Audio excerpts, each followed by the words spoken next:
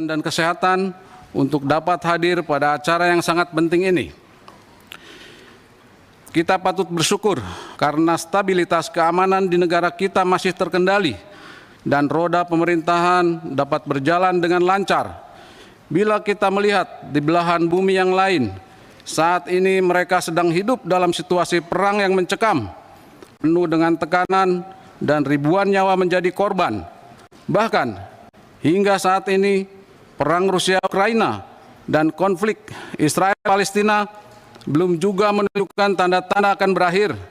Hal tersebut patut menjadi renungan kita bahwa konflik bersenjata dan perang terbuka dapat terjadi kapan saja dan dialami oleh negara manapun. Sis pacem parabellum. Jika menginginkan perdamaian, bersiaplah untuk perang. Adagium di atas harus diingat kembali oleh semua komponen bangsa, terutama kita yang berada di ruangan ini, karena suatu sistem persenjataan dan pertahanan negara tidak dapat dibangun dalam waktu singkat, setahun atau 2 tahun, tetapi harus direncanakan dan disiapkan dalam jangka panjang. Apa yang kita bangun dan kembangkan sekarang adalah untuk kesiapan pada 1 atau 2 dekade mendatang.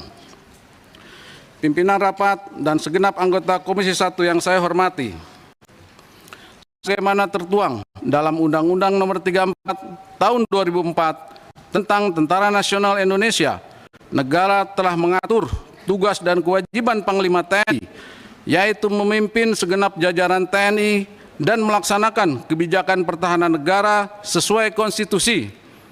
Saya sebagai calon Panglima TNI berkomitmen akan melanjutkan apa yang sudah dilaksanakan oleh para Panglima sebelumnya dan program-programnya. Sebagaimana tertuang dalam Rencana Strategis TNI tahun 2020-2024 yang berpedoman pada sasaran kegiatan prioritas nasional pada Rencana Pembangunan Jangka Menengah Nasional tahun 2020-2024 dan Rencana Strategis Kemhan dan TNI tahun 2020-2024 dengan selalu mempertimbangkan secara seksama perkembangan lingkungan strategis dan tantangan yang akan dihadapi. Dalam pandangan saya, guna terlaksananya semua tugas TNI yang telah ditetapkan, saya memiliki visi TNI yang prima, yaitu TNI yang profesional, responsif, integratif, modern, dan adaptif.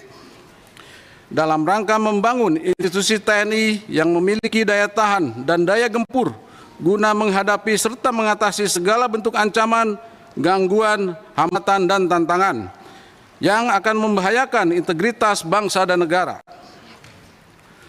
Untuk mewujudkan visi di atas, saya akan menyampaikan beberapa misi berikut. Pertama, memelihara dan memantapkan profesionalisme TNI sebagai alat pertahanan negara. Kedua, meningkatkan kemampuan yang responsif dalam menghadapi perkembangan lingkungan strategis. Tiga, memantapkan kemampuan TNI yang integratif serta bersinergi dengan kepolisian, kementerian, dan lembaga dan komponen bangsa lainnya. Keempat, mewujudkan percepatan modernisasi alutsista sesuai perkembangan ilmu pengetahuan dan teknologi. Dan kelima, mewujudkan TNI yang adaptif terhadap tuntunan tugas dan spektrum ancaman.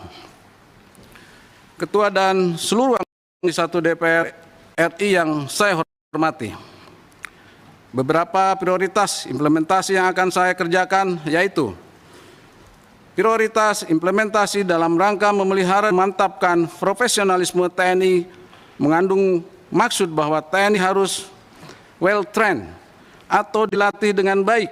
Setiap satuan dan prajurit TNI harus memelihara dan meningkatkan kapasitas dan kapabilitasnya dalam rangka pembinaan maupun penggunaan kekuatan TNI. Setiap prajurit harus memiliki kemahiran menembak dan bermanuver, mempunyai naluri tempur yang tinggi, dan selalu memelihara keterampilan bela diri yang handal, sehingga kapanpun dibutuhkan akan siap melaksanakan tugas.